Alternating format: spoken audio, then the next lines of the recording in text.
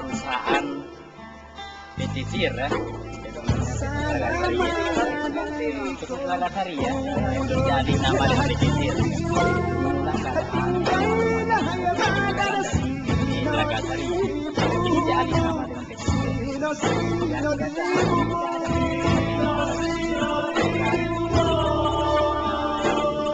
Tidak ada pekerjaan dan kurangnya gaji dari perusahaan tersebut hingga masyarakat meninggalkan kampung pesisir. Inilah keadaan saja.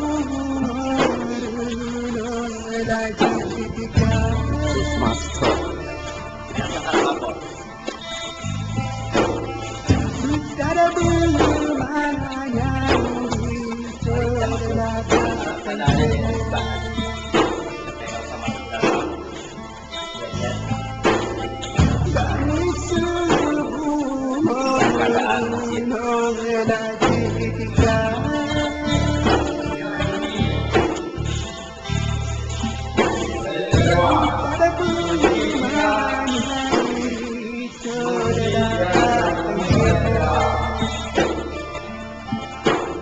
Masjid apa ini namanya, Pak?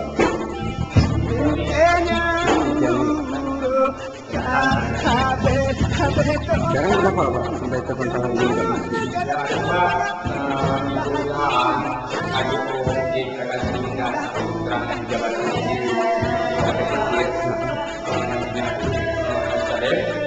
Tidak semua sebelumnya.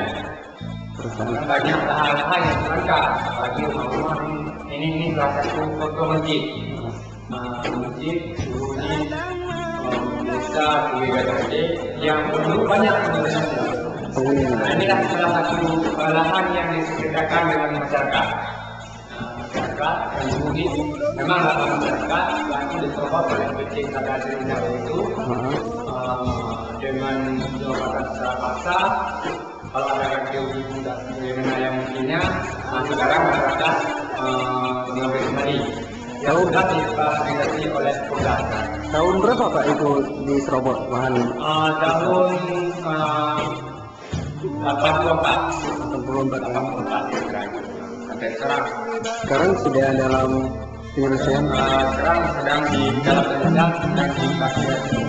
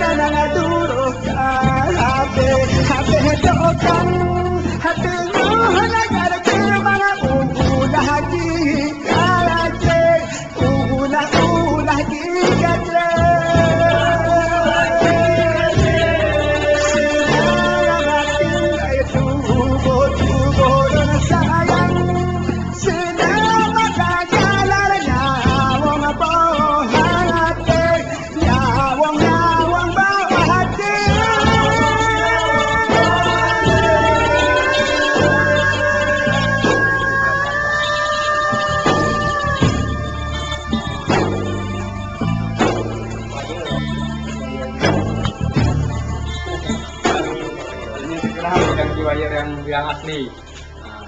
Ini kalau istilahnya bahasa Aceh kaliurot.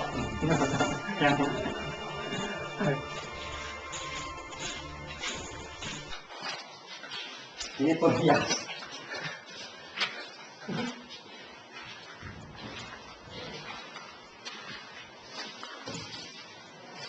Ini yang selalu tahu oleh Bapak Hanan dan Bapak.